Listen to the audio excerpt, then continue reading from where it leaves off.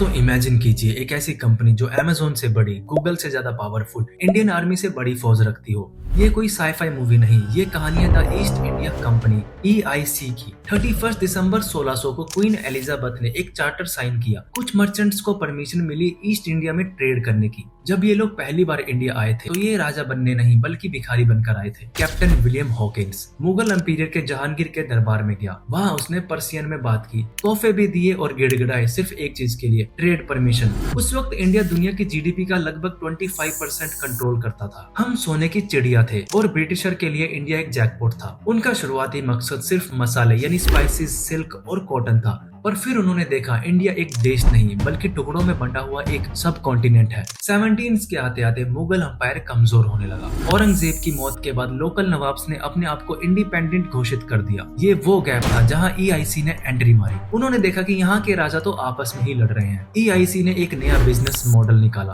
Protection for profits. उन्होंने कहा, नवाब साहब, आपके पड़ोसी राजा आप पर हमला करने वाले हैं, हम आपको अपनी मॉडर्न आर्मी देंगे, बदले में आप हमें टैक्स फ्री ट्रेड करने दो। ढाका, मुर्शिदाबाद और सूरत जैसे शहर उस वक्त लंदन से भी बड़े अमीर थे। EIC की नजर इनकी वेल्थ पर थी। उन्होंने अपनी प्राइवेट आर्मी तैयार की जिसमें 80% सोल्जर्स इंडियन ही थे। सोचिए, हमारे ही लोग हमारे ही पैसों से हमें ही गुलाम बनाने के लिए ट्रेन हो रहे थे। अब बात करते हैं उस दिन की जिसने इंडिया की किस्मत बदल दी। 23 जून 1757, बैटल ऑफ प्लासे। बंगाल के नवाब सिराज उद दौला ब्रिटिशर्स की बढ़ती पावर से परेशान था। उसने उन्हें रोकने की कोशिश की। रॉबर्ट क्लाइव के पास सिर्फ 3000 सोल्जर्स थे जबकि नवाब के पास 50,000। लॉजिक के हिसाब से तो ब्रिटिशर्स को हार जाना चाहिए था, लेकिन क्लाइव ने तलवार से नहीं लालच से जंग जीती। उसने नवाब के कमांडर मीर जफर को ब्राइब किया। मीर जफर ने जंग के मैदान में अपनी आर्मी को मूव नहीं की। सिराज उद दौला हारा और मारा गया। EIC ने मीर जफर को एक पपेट किंग बनाया और बंगाल का सारा खजाना लूट लिया। कहते हैं क्लाइव ने इतना सोना लूटा कि उसने लंदन में कई महल खड़े कर दिए। इसके बाद आई बैटल ऑफ बुक्सार 1764, जहां मुगल एम्पायर ने EIC को दीवानी राइट्स दे दिए। मतलब अब ब्रिटिशर्स इंडिया से टैक्स कलेक्ट करेंगे। एक ट्रेडिंग कंपनी अब टैक्स कलेक्टर बन गई थी। बंगाल जीतने के बाद EIC रुकने वाली नहीं थी। उन्होंने लीगल वेपन्स यूज किया। Subsidiary alliance. लॉर्ड वेल्सली ने कहा, आप अपनी आर्मी नहीं रख सकते, हमारी आर्मी रखिए और उसका खर्चा उठाइए। जो राजा खर्चा नहीं दे पाता था उसका स्टेट ब्रिटिशर्स हड़प लेते थे। Doctrine of lapse. लॉर्ड धलोजी का दिमाग और भी तेज था। उसने रूल निकाला कि अगर किसी राजा को अपना बेटा नहीं है तो उसका किंगडम ब्रिटिशर्स का हो जाएगा।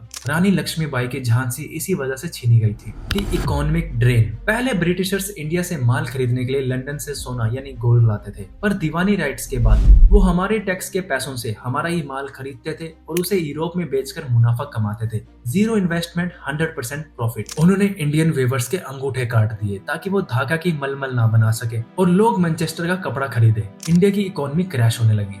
ग्रिड की एक लिमिट होती है। 1857 में द ग्रेट रेबिलियन हुआ। मंगल पांडे और बहादुर शाह जफर के अंडर पूरे नॉर्थ इंडिया को रिवोल्ट किया। ब्रिटिशर्स डर गए थे। हालांकि वो रिवोल्ट फेल हो गया, पर लंदन में बैठी ब्रिटिश गवर्नमेंट को समझ आ गया कि एक कंपनी इतने बड़े देश को संभाल नहीं सकती। 1858 में ईस्ट इंडिया कंपनी को डिसॉल्व कर दिया गया और पावर चली गई सीधा ब्रिटिश क्राउन क्वीन विक्टोरिया के हाथ में।